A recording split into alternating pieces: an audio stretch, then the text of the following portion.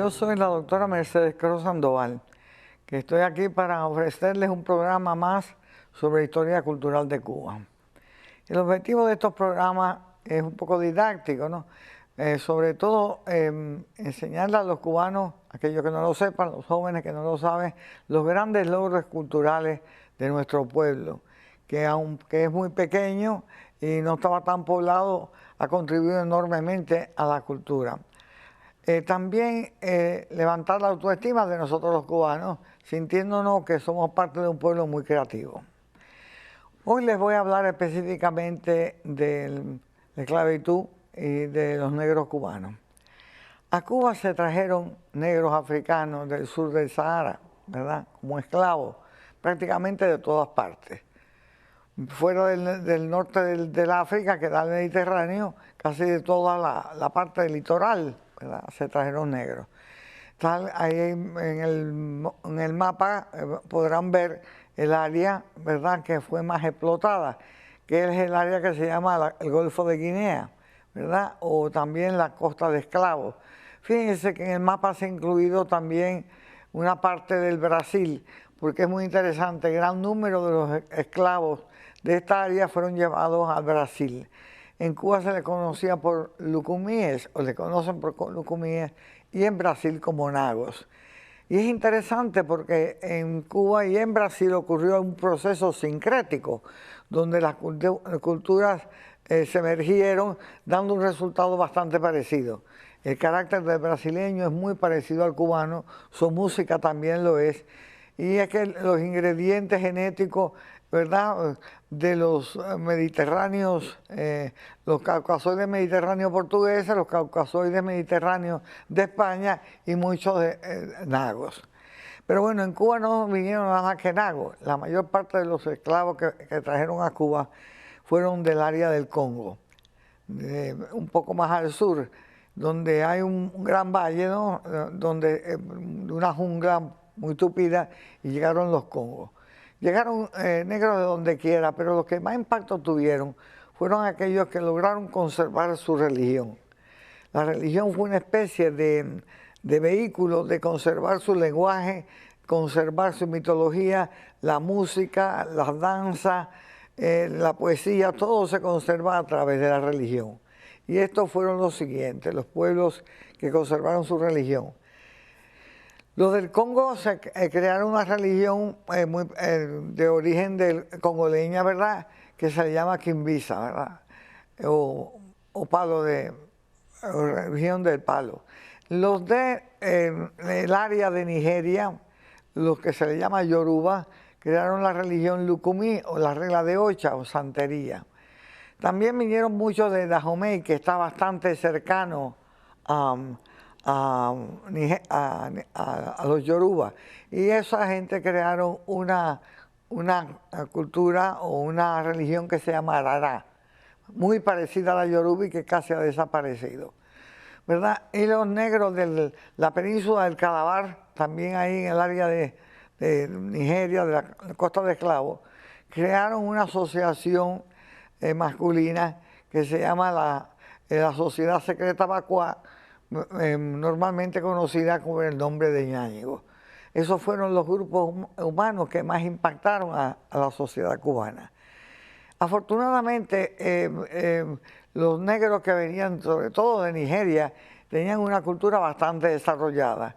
Como podremos ver, hacían muy buenas obras de cobre, magníficas obras de cobre, ¿verdad? Sabían muy bien la orfebrería del cobre, usando el método de la cera perdida, pero bastante bueno.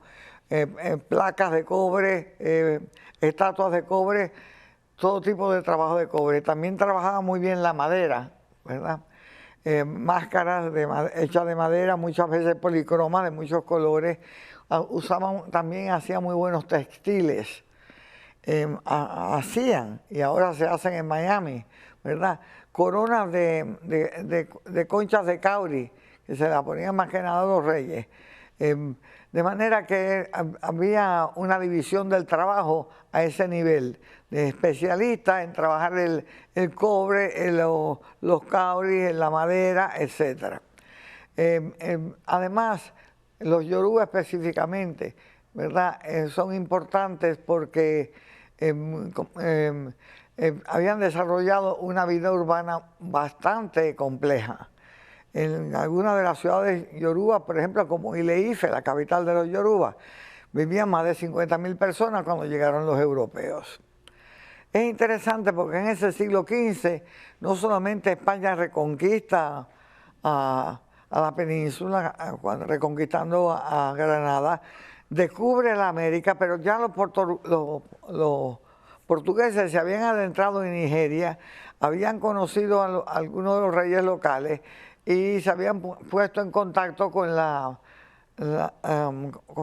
esclavitud africana y empezaron poco a poco a invertir en este terrible comercio, ¿verdad? Primero fueron los portugueses, después los holandeses, más tarde los ingleses tuvieron todo el monopolio y empezó la trata de esclavos, ¿verdad? Que duró prácticamente 400 años.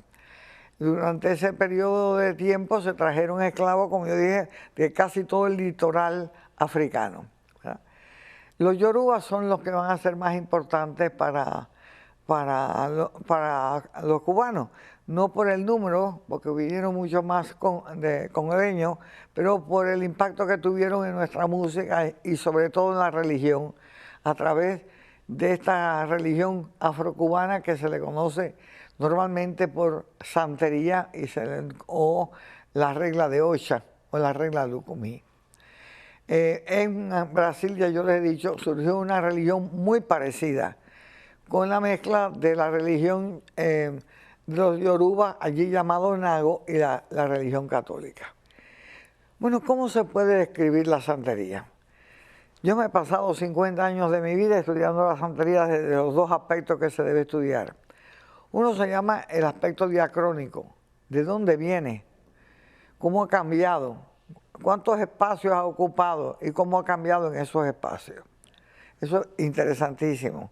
Esta es una religión que viene de Nigeria, pasa por Cuba y en los últimos 50 años, con el exilio de los cubanos, ha llegado al Canadá, tiene muchísimos seguidores. Bueno, en California siempre los ha tenido, por mucho tiempo los ha tenido en Nueva York y New Jersey, porque los músicos cubanos anterior al exilio llevaban esa religión y la practicaban allí.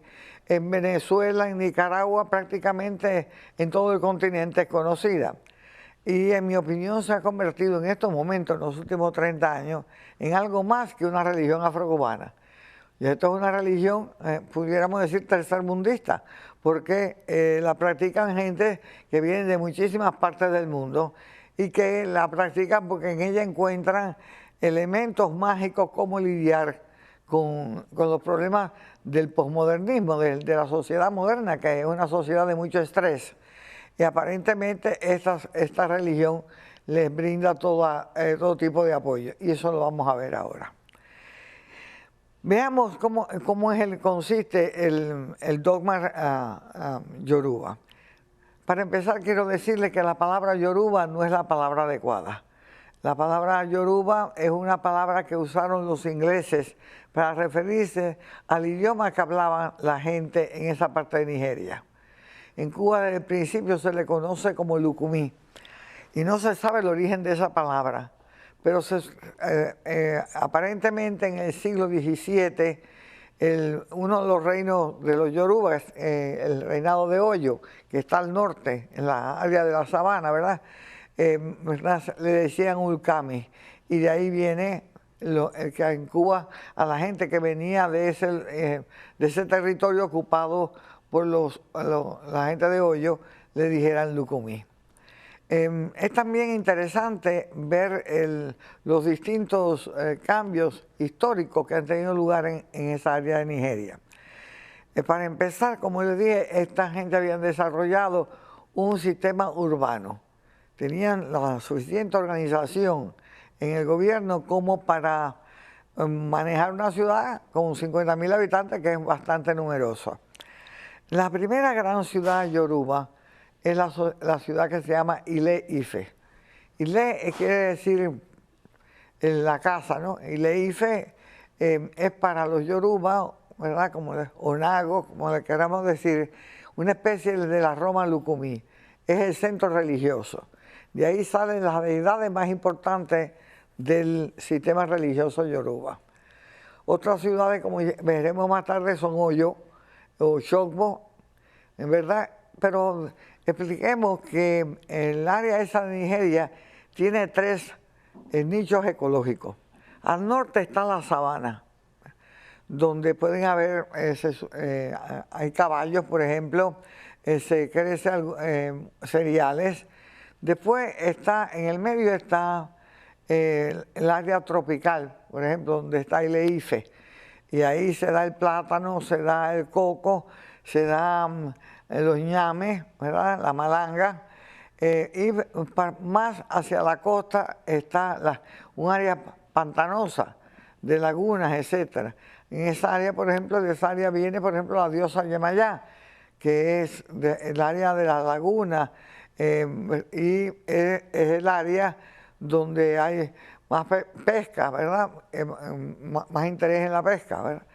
Bueno, esas son las tres áreas ecológicas del mundo Yoruba. Del punto de vista dogmático, religioso, ¿qué es el elemento más importante de esta religión?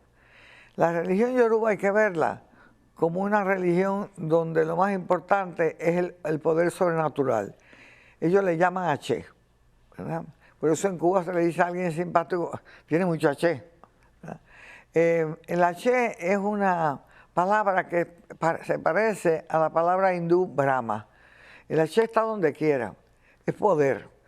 Es interesante porque el poder sobrenatural no solamente es benévolo, puede ser malévolo también.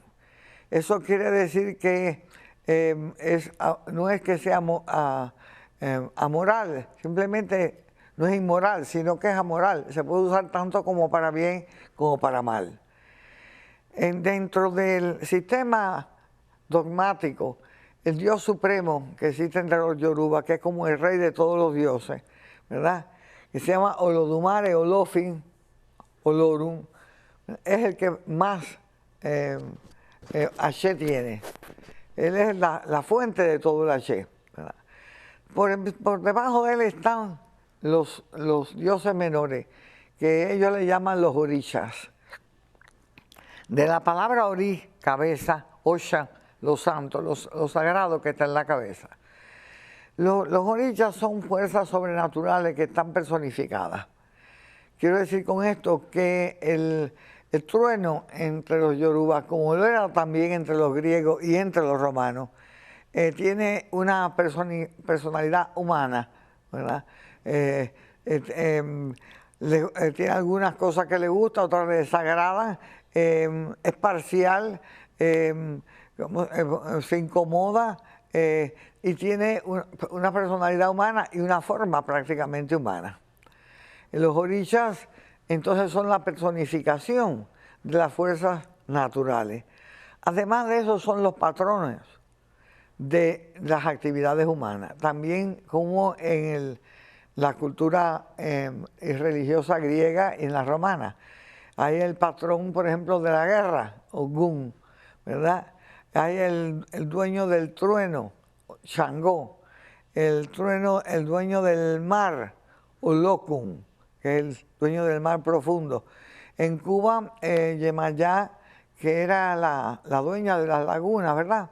En el África ocupa casi todo el espacio del mar y se hace la dueña del mar, y Olokun es nada más que el mar profundo. Me gustaría en estos momentos narrarles una historia, o lo que le llaman ellos pataquí. El pataquí es un mito, una historia mitológica sobre personajes históricos o sobre dioses, pero que dicen mucho del sistema religioso de los Yoruba. Fíjense, este mito seguramente es cubano y seguramente es de este siglo, pienso yo. Empieza de esta forma. Está un día Oshun en el África, Oshun, que es la dueña del río, que es la dueña del dinero, la dueña de la lotería, la dueña del amor, la dueña de todas las cosas agradables, de la miel, ¿verdad? Está en el África y se entera que sus hijos han sido mandados a Cuba, que en Cuba son esclavos, nadie está allí para consolarlos, nadie está allí para bailar y regocijarse con ellos. Y entonces se entristece mucho y va a ver a su hermana Yemayá, la dueña del mar. Dice, mira Yemayá, me acabo de enterar de que en Cuba muchos de nuestros hijos lo han llevado para allá y allí son esclavos, nadie los consuela, nadie los conforta, nadie baila con ellos y la verdad es que me siento mucha pena y me gustaría ir a Cuba. Me gustaría ir a bailar con ellos, a regocijarme con ellos. Yemayá, que es más bien una diosa madre, ¿no?, se conmueve y le dice, Ochun, cuánto me alegra oírte decir eso, me parece muy buena idea. Entonces Ochun le dice, sí, pero mira, Yemayá, yo estoy preocupada, yo soy el río, yo nunca he estado en el mar, le tengo miedo al viaje, además, no sé ni cómo es Cuba, ni cómo son los cubanos. Yemayá le contesta, no te preocupes, Ochun, Cuba es muy parecida al África, es muy parecida a Nigeria. Los ríos son mansos, es un país cálido, hay mucha mata de coco, tú te vas a sentir muy bien en Cuba, ¿verdad? Pero ya con la cuestión de los cubanos es diferente, porque en Cuba hay hombres y mujeres blancas, hay hombres y mujeres negras y hay otros que son mulatas, una combinación de las dos. Entonces Ochun se pone a pensar y se preocupa. Dice, concho, Yemayá, ¿cómo me recibirán los cubanos? Yo quisiera que tú me hicieras un favor. Cuando tú me cojas y me lleves por el fondo del océano, como me has prometido, para llevarme hasta Cuba, chica, con las olas del océano, enderézame el pelo, alízame el pelo un poquito.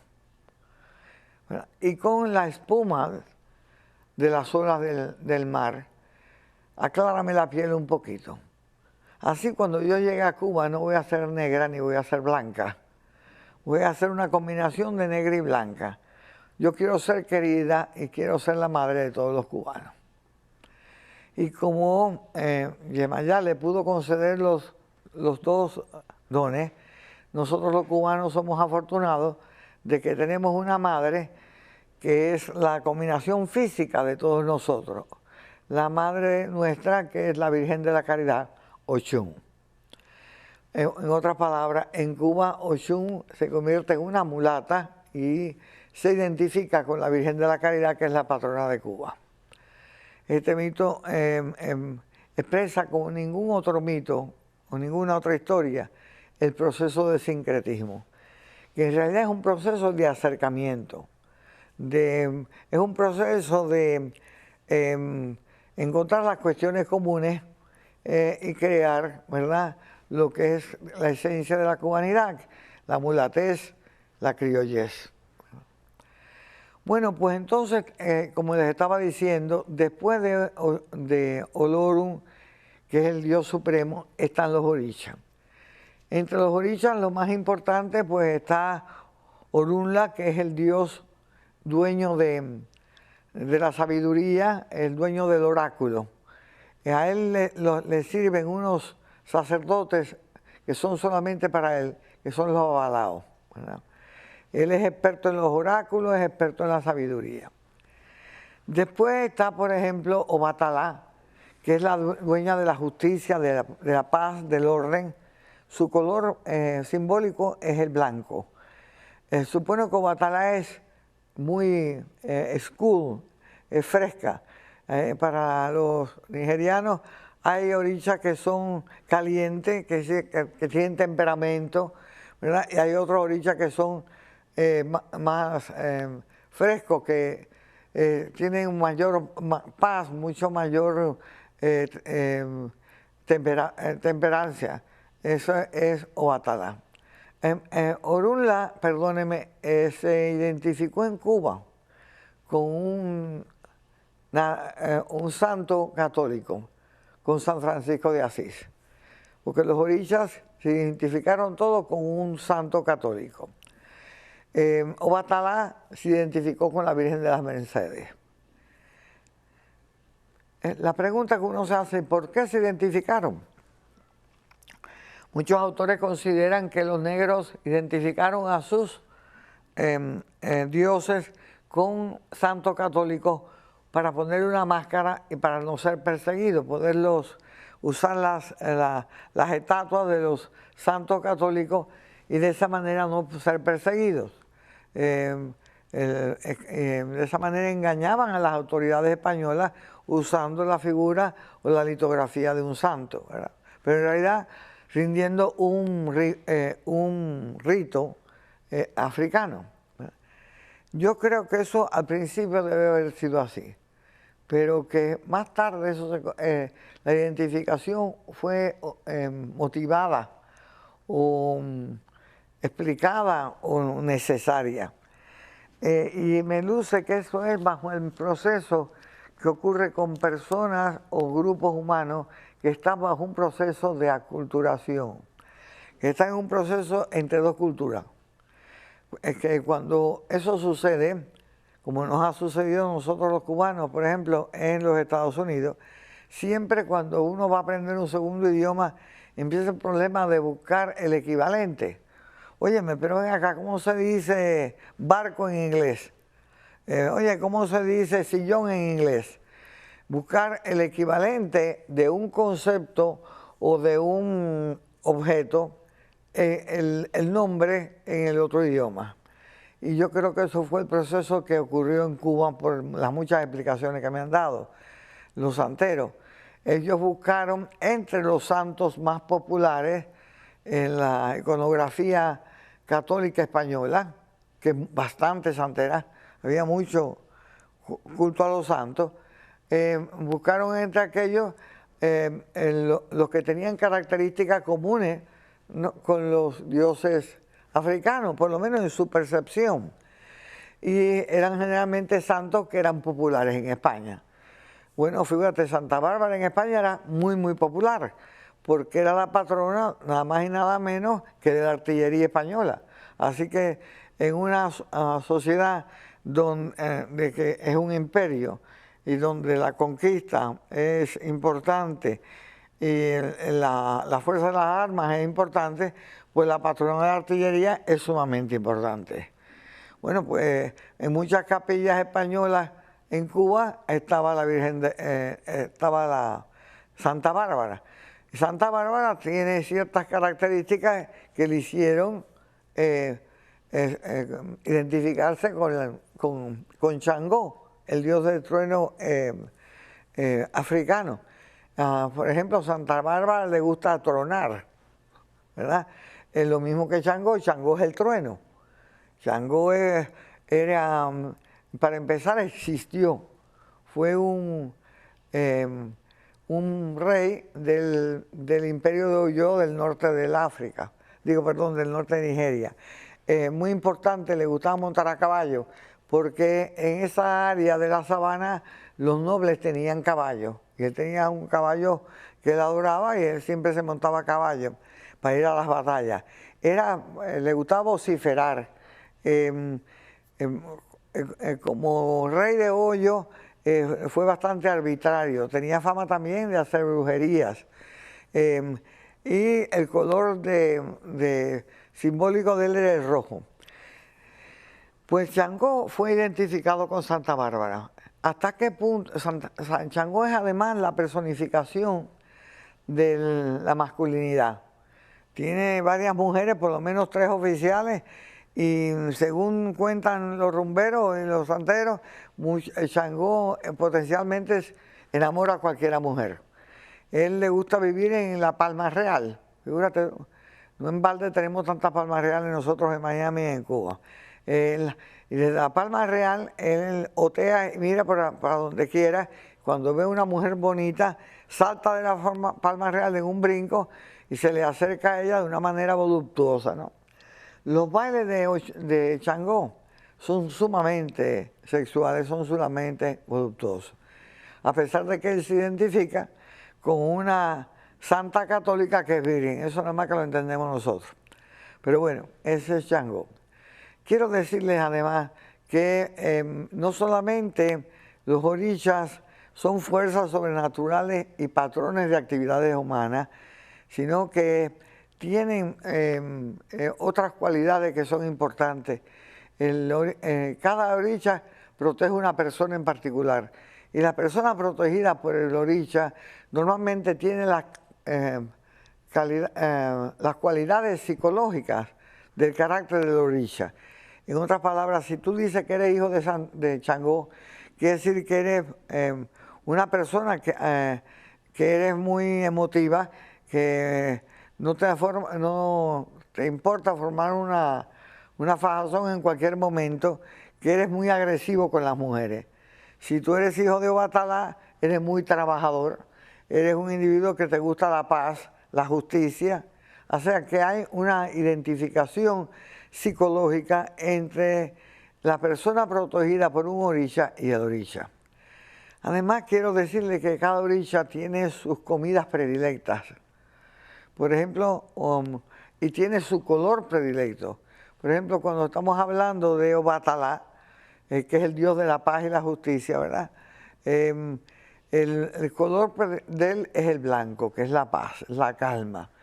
Le gusta comer cosas blancas. En Cuba, pues, aprendió a comer merengue, le encanta el merengue, que eso es un postre que no existe en el África, lo adquirió ese gusto en Cuba, ¿verdad? Changó, el color del Changó es el rojo. Él es candente, él es voluptuoso, él es emotivo, ¿verdad? Su color es rojo, y eso quiere decir que él es como la pasión, ¿verdad? Changó está casado con 3 mujeres que son diosas.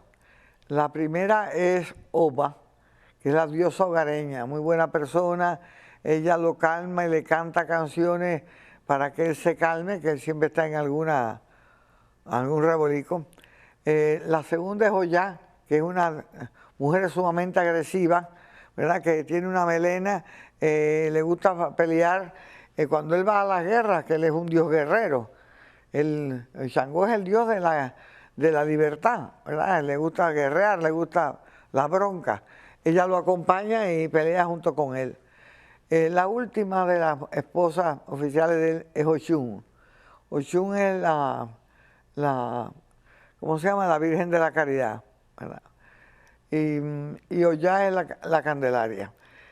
Oshun, el color de Oshun es el cobre, es el ámbar. Ella, por eso, en Cuba se le identifica con el cobre. ¿Por qué? Porque a ella se le ofrecen brazaletes de cobre en el África, y como en Cuba, en las lomas del cobre, en Oriente, fue donde se apareció la Virgen del Cobre, lógico es que se identificara a Oshun con la Virgen del Cobre. Ella es una diosa alegre, sumamente campechana, rumbera, le gusta hacer bromas, a veces de doble sentido. Más que nada la alegría rumbera, la alegría de la vida, ¿verdad? Esa es Oshun, que es la tercera esposa de Changó. Después voy a nombrar 2 o 3 más. Está el Ewa. El Ewa es un dios difícil de entender para las personas de origen religioso cristiano, porque él es la suerte, él es como el destino. Él es muy poderoso, él está en todos los lugares del mundo. Él es el portero, él está en la puerta de todas las casas. Si él está de acuerdo contigo, deja que pasen buenas influencias para tu casa. Si está en desacuerdo, está bravo contigo, pues deja que pasen las malas influencias. Es un Dios que es impredecible. Tú nunca sabes de parte de quién va a estar. De manera que muchas veces tú coges y le ofreces muchísimas cosas para complacerlo, y él dice, mira lo que me quiere comprar, lo que le voy a hacer es que lo voy a castigar, y viene y te castiga. Así, o lo contrario, dice, mira jamás en la vida me da nada de comer, pues ahora la voy a castigar. Así que tú nunca sabes cómo es el Ewa. El Ewa ha cambiado un poco en Cuba, comparado con el Ewa del África, por las razones siguientes. El Ewa en el África es un dios fálico. Y en los bailes que son característicos de él, se hacen algunos gestos que en Cuba se consideraban demasiado sexuales, ¿verdad? Demasiados atrevidos. Y algunos de esos gestos los tuvieron que cambiar para que el eguá no ofendiera a mucha gente. Mucha parte de las cosas maliciosas de él cambiaron un poquito, ¿verdad? El eguá en Cuba se le han identificado como el ánima sola del purgatorio. Y esto es una manera interesante de ver cómo se identificaban los conceptos religiosos. El ánima sola se supone que es muy demandante, que se pasa la vida entera pidiendo, ¿verdad? Y así es el eguá. El eguá se pasa la vida entera pidiendo, no me des de comer, dame de comer esto, dame de comer lo otro. El ánima sola se suponía que demandaba para sacarte del purgatorio, ¿no? Porque el purgatorio no es el infierno, pero tampoco es ningún jamón. De manera que es como intermediario, como comprable. De ahí viene esa identificación con el ánima sola del purgatorio. En el altar dedicado al eguá se están viendo las flores y los colores predilectos de este dios. Después viene un dios muy importante que es Ogún. Ogún es el dios de la guerra y es el dios del hierro. Entre las habilidades que habían desarrollado los africanos de Nigeria era la habilidad de la fabricación del hierro. Y los herreros eran muy importantes en las pequeñas ciudades y en las aldeas yoruba. Y Ogún, el dios del hierro, es también el dios de la guerra. Es un dios sombrío, ¿verdad? Pero muy importante, porque él es necesario para la matanza de animales. Él es un dios, ¿cómo se llama?, de mal genio. Aparentemente no le gusta andar en sociedad, no es muy, no es sociable, ¿verdad? Tiene un carácter sumamente difícil con las mujeres, con todo el mundo. Pero en Cuba es importante por el rol que tiene el hierro, ¿no? En el África era más importante. ¿Por qué? Porque en el África los guerreros eran una clase privilegiada y los soldados también. En Cuba los negros esclavos no eran soldados y por lo tanto en el África todo el que se dedicaba a los trabajos de hierro era hijo de Ogún, ¿verdad? Ese era su patrón, su defensor. En Cuba se reduce el número de negros que dependían del hierro y por lo tanto no es tan importante el culto como lo había sido en el África. Después hay otro orisha que es importantísimo y este orisha es Babalú Ayé. Babalú Ayé es interesantísimo porque Babalú Ayé en el África es el dios de las plagas, es un dios temido, es un dios iracundo, le gusta castigar. Le gusta, a castigar con enfermedades terribles, generalmente de la piel. Este dios además le gusta salir como a las 12 del día, ¿verdad? Y por la calle. Y cuando ve a alguien y se incomoda con ese alguien por cualquier bobería, lo castiga con estas enfermedades. Es iracundo, caprichoso y produce también enfermedades como las viruelas, ¿verdad? Todo tipo de enfermedades de la piel. Inclusive en el África hay alegaciones de que los sacerdotes que se dedicaban al culto de Babalú Ayé regaban las enfermedades. Y las regaban porque cuando se murió una persona de alguna de esas plagas, ellos eran los ocupados de enterrarlo y eran los ocupados de heredar. Esas alegaciones las hicieron durante la ocupación británica de esa parte de Nigeria, pero en Cuba nada de eso sucedió. Es interesante. Cuando Babalú Ayé llega a Cuba se identifica con el culto a un santo muy querido por los cubanos. Por los cubanos que no eran santeros, por los cubanos en general. Ese santo, por supuesto, es San Lázaro. Fíjense que ni la revolución ha podido con San Lázaro. Las peregrinaciones al Rincón siguen como si nada. Lo más interesante de todo es que en los años 60 la Iglesia Católica descubre que el San Lázaro, que en Cuba se le hacía rito, se le rendía culto, era una anécdota, no había existido de verdad. Y que el verdadero santo de la Iglesia Católica era un obispo de la época de Cristo, que se hizo cristiano. Pero que el San Lázaro que aparece en las estampas cubanas y en las estatuas cubanas, como un leproso con una muleta y unos perros, eso no existió, sino que fue una anécdota de las muchas anécdotas que utilizó Cristo en su evangelización. Bueno, ¿qué ha pasado? Que lo han quitado a San Lázaro leproso medieval, lo han quitado de la iconografía católica, pero se le sigue rindiendo culto.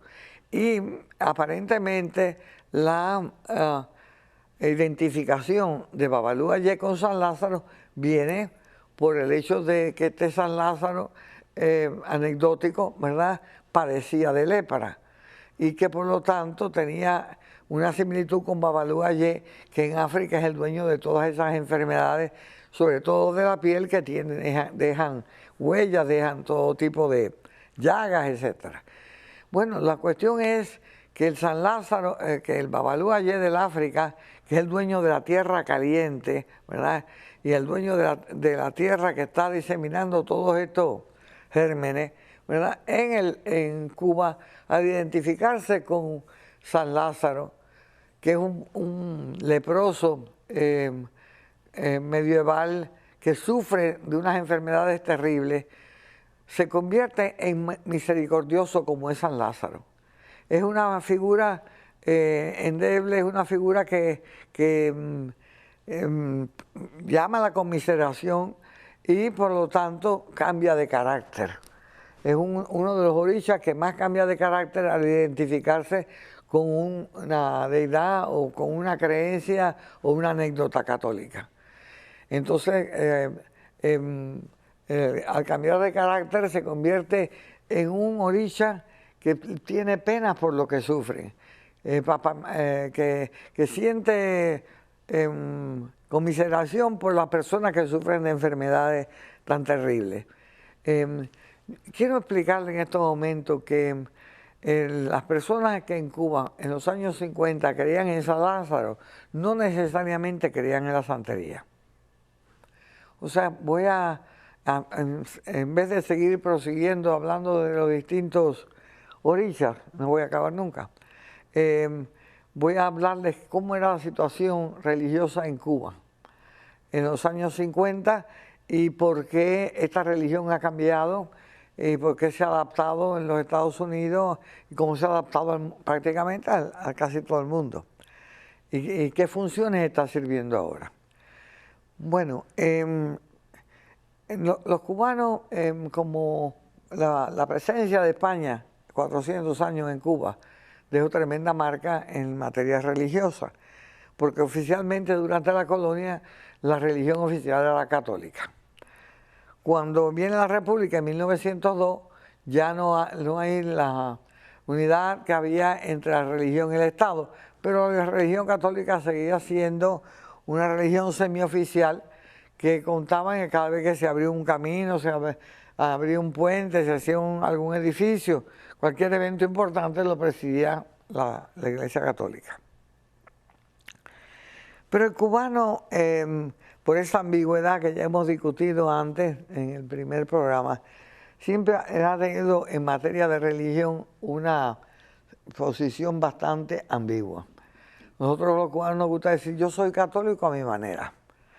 Yo soy católico a mi manera quiere decir que yo sí creo que los muertos se aparecen, le rindo culto a los muertos, un vaso de agua atrás de la cama para que los muertos no molesten, lo que sea. Otra cosa, no creemos en la brujería, los cubanos no creen en la brujería, pero la respetan. que es una cosa increíble, cómo tú vas a respetar lo que tú no crees. Pero eso nos cubre, ¿verdad? Nos permite ser católicos, pero evitar los hijos, ¿verdad? Divorciarnos y seguir siendo católicos. ¿Cómo se llama? Nos permite tomarnos tremendas libertades. Los viernes antes no se comía carne o no se bebía, bueno, pues nosotros sí. Tomarnos muchas libertades, y practicar varias formas religiosas al mismo tiempo. En los años 1830, por ahí, surge unas creencias religiosas en Europa de un señor que era un médico y usaba de seudónimo el nombre de Allan Kardec. Era un hombre bastante inteligente y había sido estudioso de las creencias religiosas de la India. Estamos hablando del puro siglo XIX, que el imperialismo europeo está campeando con su respeto. Nos hemos enterado de las ideas religiosas chinas, japonesas, hindúes, y todo aquello había avanzado en Europa, había hecho a la gente tener un poco más de relatividad cultural, ¿verdad? Allan Kardec es un estudioso de las ideas religiosas indias y sobre todo de la idea del karma. Él pensaba junto con los hindúes que el alma tiene un elemento que es el karma, que consiste en una especie de sumario de todas las experiencias que tiene en distintas reencarnaciones. En otras palabras, el alma empieza como una cosa muy primitiva en un animal cualquiera, ¿verdad? Y va evolucionando a través de distintas reencarnaciones hasta que es un alma que anima al ser humano, digamos, ¿verdad? Si la experiencia en una encarnación son positivas, el alma nace de nuevo en una vida bastante más sofisticada, superior. Fíjense que estas ideas fueron tan importantes que impactaron no solamente el espiritismo de Allan Kardec, sino otras ideas, ¿verdad?, que se reflejan hasta en los poemas de José Martí. Ese poema que empieza: cuando nací sin sol, mi madre dijo, flor de mi seno magno generoso, de mí de la creación suma y reflejo, pez que en ave, corcel y hombre se torna. Usted está mirando ahí las ideas evolutivas de Charles Darwin y también una mezcla con las ideas evolutivas o creencias evolutivas del karma. Todo eso coincide. Pero Allan Kardec escribió unos cuantos libros que en Cuba tuvieron un impacto increíble entre la población blanca y la población negra. El espiritismo era importantísimo en el siglo XVIII, también lo fue en Inglaterra y en toda Hispanoamérica. Hay un libro de Isabel Allende sobre, me he olvidado, una película que hizo Glenn Close, que es sobre el espiritismo kardeciano, ¿no? Y eso premiaba en toda la población. Pudiéramos decir que en el siglo XIX los blancos, muchos blancos creían en el espiritismo y se leían a Kardec con sus obras, por ejemplo, el Evangelio de acuerdo con los espiritistas, el libro de los medios, el libro de los muertos, ¿no? Y de ahí eso se expandió a la población cubana, la trajeron mucho los franceses que vinieron de Haití, las ideas kardecianas. Y eso también impactó a la santería. Porque acuérdense ustedes que en Cuba el sincretismo cultural tiene lugar en todos los sentidos. Cuando tú hablas de la santería, tú estás hablando del sincretismo entre la religión de los yoruba o lucumíes y el catolicismo practicado por los españoles. Pero eso no cohibió también incorporar creencias religiosas de los Congos, creencias religiosas de Allan Kardec, de cuánta gente hay, porque es un concepto de Dios diferente, por ejemplo, al monoteísta. Las creencias yoruba son muy parecidas a las creencias, por ejemplo, digamos, de los romanos y de los griegos, en el sentido de que ellos creen que la fuerza no sobrenatural existe donde quiera y que lo que uno debe de hacer es tratar de llegar a tener algún control sobre ella de cualquier manera. En otras palabras, mientras más dioses, mejor. Si tú conoces un dios que viene pues, de las Filipinas y funciona, pues lo coges y se acabó. De esa manera se la pasan, el sincretismo es constante, el eclecticismo es constante. Bueno, pues, entonces estamos hablando de, ¿verdad? Del impacto que va a tener las ideas religiosas espiritistas cartesianas en Cuba. Pero en los años 50 yo pienso que en Cuba había, pudiéramos decir, esa actitud con respecto a la religión. Éramos místicos, creíamos en los milagros, nos pasábamos la vida entera con los milagros. Todo el mundo tenía amuletos en Cuba, oye. En cuanto nació un niño le regalaban un azabache o un coral. Vaya, la niña más fea de Cuba tenía un coral, por si acaso por la cuestión de protegerse del mal de ojo. Si no, un ojito para no sé qué cosa de Santa Clara. Estos detentes para evitar cualquier tragedia. De forma que era un concepto medio mágico, religioso de la sociedad, ¿no? Y eso nos permitía, les repito, practicar diferentes prácticas religiosas para protegernos contra todo. Fíjate que a los cubanos nos gusta decir, oye, fui con todos los hierros. Con todos los hierros es cualquier cosa que me defienda contra cualquier eventualidad. Entonces, en los años 50 viene el problema de la revolución, ¿verdad? Y empiezan a salir gran cantidad de cubanos. Esos cubanos trajeron a la santería consigo, a pesar de que la mayor parte de los que vinieron en los años 50 eran blancos, eran muchos de ellos blancos de La Habana. Y en La Habana ya esta religión era una religión bastante fuerte entre los blancos, de clase media, algunos hasta de clase media alta. Esto nos da, a que no sea cubano le es difícil entender la mentalidad nuestra. En otras palabras, todos somos católicos, nos casamos si podemos por la Iglesia Católica, pero si me han dicho que me ponga los collares para protegerme, me los pongo como si nada. Y como la religión santera o lucumí, que como, ¿verdad?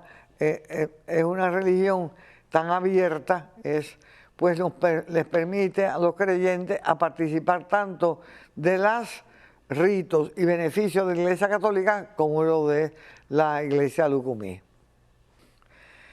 Yo soy la doctora Mercedes Cruz Sandoval y se nos ha acabado el tiempo, así que vamos a acabar con esta primera sección sobre santería y los invito al próximo número ver la segunda parte.